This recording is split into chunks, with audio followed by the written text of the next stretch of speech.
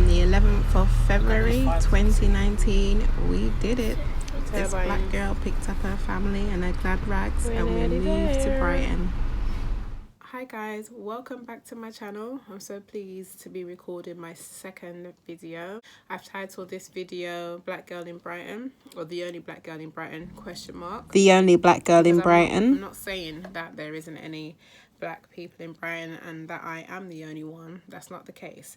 I mean, on the scale in comparison to London, it's totally different. There's way more black people in London as it is, even more of a diverse crowd. I mean, when people speak to me, oh, it's really diverse, and I'm just like, what do you consider diverse to be? Because I come from London. I mean, yes, I kind of think that they're more referring to the LGBT community, to be honest, and you know, the colourful spirit and the general atmosphere of Brighton. But in terms of diversity, it is predominantly white, but there are other ethnicities. It's not really been an issue for us living here. You do get the odd silly comment, but I haven't really directly suffered any kinds of racism or anything like that. Yeah, people have just said, you know, the usual stuff. Was you born here or born in the country? And one time me and my ex-partner went out, and a lady just made a comment next to me, and she was just like, oh, how does it feel to be the only black person in the room? I'm not sure how she meant that, to be honest. I was quite taken aback as to what to say. I can't even remember how I responded, to be honest, but it was a bit of shock, I guess. I guess she was being honest with herself, because she obviously scoped the room and see that there was no black people in there. It was just us, and she just felt the urge to ask me that question. And I gave her an answer, whatever it was at the time, I cannot remember. But just those kind of questions that you get. I mean, I came here and I went to college, and I am the only black person in my class. I've done many other types of schools and things like that. You might get 1 or 2 black children per class. Diversity isn't great, which is also not a problem. But in terms of my child and me wanting to be the best version of herself, I do feel like that she needs to see a bit more of herself. So rather than me sending her to a school that is back up in the more rural areas, which would obviously have, or way less diverse people, should I say, I'm sending her to a school in town. So even if I was to move out of town where I live now, she will still come to school in town, because there is more of a diverse crowd up. I mean, I don't want her to ever feel that she is inferior because she is the only black person in her class, for her to just, you know, feel some type of way, you know what I mean? I want her to have that little element there of community, you know. Research the schools and just see what is best for your child before you come here. But in terms of moving, I don't think, and I really wish that black people would look into this a little bit more, don't be frightened of making a move out of London or going somewhere else because you feel like you're going to be the minority. So many people are interested in where you're coming from, your culture, and they will ask some questions that it could probably be deemed as ignorant or maybe underhanded racist or stuff like that, but just give them the answer. If you're not afraid of answering any questions, just tell them how it is, you know, let them know how it go, and just keep it moving. And if you want to go home and take offense to it, take offense. I mean, it's your life, but do it. If you're ever thinking about, you know, you want to escape London, you want to escape the rat race or escape the madness of London, do venture out. I really wish that there was a bit more of a black community here. In terms of together, you go out and you can be amongst a bit more black people, and just so you can, you know, relate and understand one another a little bit more, explaining that you have to do. But I've just come to the point that if I feel like it's not worth my time and my energy, I'm not explaining nothing, and I just won't speak.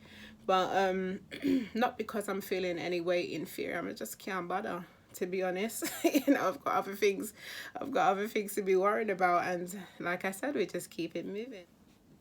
Yeah, so you have the best of both worlds, because even though you have the more rural areas in terms of the peace and the scenic views and what have you, come into town and there is just shopping centre and all your little shops, the lanes, the cocktail bars, restaurants, pubs, everything everything is just kind of in a compact area. When I first moved here, we lived in a lot more of a quiet area, a place called Saltdean. I think coming from London, it was a little bit too quiet.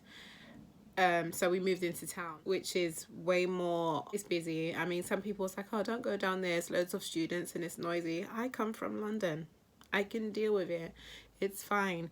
Would I stay in this kind of area my whole life? No. But I think coming from London, from, you know, the hustle bustle of the streets, and then going into, you know, hearing a pin drop outside your door, like just saying hello to the neighbors every morning because you see the same faces every morning, it's not horrible, but it was a bit too quiet for someone that's making that adjustment. So here we are in town. You won't be missing out in terms of a night out. Your night outs here will be different. Don't expect to be rolling up to a club that's going to be playing pure bashment and R&B and Afro beats. You'll get a bit of it. I don't go out here to party like that and go out for dinner, and all my music is in my house. I'm very much into music. Everything I want to hear is always in my house. But if I want to party like what I used to, I go to London. Here, don't feel like if you leave London you're going to be lost and not doing nothing. There's so much for you to get along with here, trust me. And there's many other black people before and after that will be doing things like that. So yeah, do it. I mean, if you have any more questions about moving out of London, then do leave it in the comments and I will answer them. You know, the open life, scenery, walks. I mean, the amount of walking that I have done since I've moved to Brighton, I've actually got different shaped legs. I mean, I've always had good legs because I went to a school where we had to walk up a very big hill. I got used to it from then, but I digress.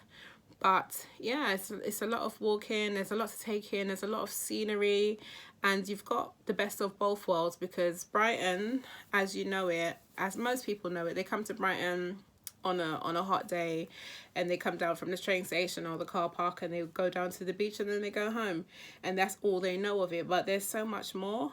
It goes way back more. It goes right down into Hove and even further beyond that, and then the other way round, it's Peacehaven, Saltdean, and Newhaven up the other way, because Brighton is just like a long stretch of road. Hove that way, Peacehaven the other way. And up there, my goodness, in terms of scenic views, detached housing, 10-minute walk to the beach, it's all there, and it's lovely. I mean, it's a totally different feel in the winter, because when that wind starts whistling and that fog sets in, it's like Halloween every day. But in the winter, yes, it's a different feel. You are going to feel a lot colder down here in Brighton with the breeze from the sea. But in the summer, my God, it's like you're in a different country.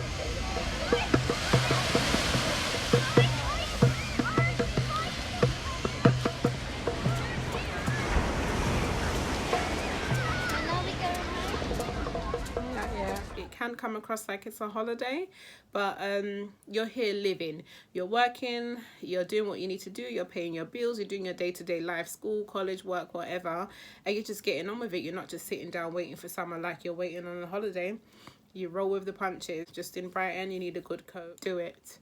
What can I say? Just do it. Make the move. Make all the inquiries that you need to have. Check out schools, check out work. When I first moved to Brighton, I did move with a job. If you can, try to source jobs before you come here. But my kids had schools before we moved here, and well, the last two did anyway, and then my son had to start again with college because he left in a year. So it's all doable, guys. It's all possible. You've just got to give it a shot. And it's not to say that you can never go back to the home where you originally grew up. You can always go back. I'm often back in London. Before Corona, I was back in London once a month at least, or sometimes twice if I had to be there. But you can always go back if things are really bad. I mean, I can't imagine why you would leave London and then want to move back. And that's not to say I would never do it, but I'll just regret it. If I was to ever go back to London, I'll just think to myself, everything that I had in Brighton, I'll never get it here, in terms of the beach. And I keep on mentioning the beach because me, a little winter sea baby kind of thing, that's what I need. It's my little sanctuary. It makes me feel happy. I feel like I just release all my pressures when I'm there. I go put my feet in the water and I just ask you know, nature just take all the stress away and just, you know, make me feel whole again. And it's just a great experience. You just wash off everything and then you go back home. Try secure jobs and schools before you come. Research the areas you would like to live. And it doesn't have to be Brighton, it could be anywhere. And just you know, take the leap. Life doesn't stop, and life should not just be focused around one area. When you begin to grow, it's because you've experienced a bit more. You've had a couple of setbacks, you've had you know, a couple of letdowns, you've had some bad experiences. Only those things that make you feel like you can grow or progress. And it is something that I think that we should all do, definitely black people as well, because I know some of my black people, they're just like, they would never leave London, never leave everything that London wants to have. But what is London doing for you? What is it doing for you? You know? And what can it not do from you from if you leave? You can go back to London if you want to. Anything you want in terms of work is everywhere. You just have to make it happen. So yeah, even for me, will I stay in Brighton for the rest of my life? I don't know. My heart is set on moving to Canada. I even love Australia. I would love to take my daughter, because since she's the youngest one, and go and live in a different country. And that is a reason why that I want to get every qualification that I can, and be able to take it to whatever country that I decide to go, and just be able to basically walk into work. It's all possible, guys. You've just got to believe it, dream it, and then make it happen. And don't let a small mindset and ignorance hold you back in terms of not being able to excel. Sometimes I feel like as well that we can't excel when we live under the wing or the watchful eye of others, because also reliant, rather, that it kind of clips your wings in terms of doing things on your own. Like in terms of independence, you can only be so independent when you're around so many people that help you. And then when you're out of that situation, everything's a shock because you used to lean on people so much. And I've kind of been the one away for some time, but that's just me. That's the kind of person I am. I get a little bit lonely, especially now that I am single, not in a relationship anymore, and it's just me and the kids. It can get a little bit lonely, but the way my mind is set up for greatness, for doing things, and to keep on have myself growing and achieving, there is really no time. There is a certain time that I get lonely, but we move. We've got to keep it going and keep the wheels in motion. As I've said, I need to grow and blossom, continue to blossom like the flower, the dainty flower I am, lol. But yeah, guys, I'm coming towards the end of what I've got to say, but I hope I've managed to get my message across in terms of leaving London and what it is like being a black person living in a predominantly white area, or even living somewhere that's different. You know, it's something that you can do. Just believe in yourself, do your research, and make the move. It can happen. Thank you for sitting down and staying in with Willow. And this will be one of our little chat times where I just give you a little insight based on experiences or knowledge that I know. And I just hope that you liked it. If you do, please like.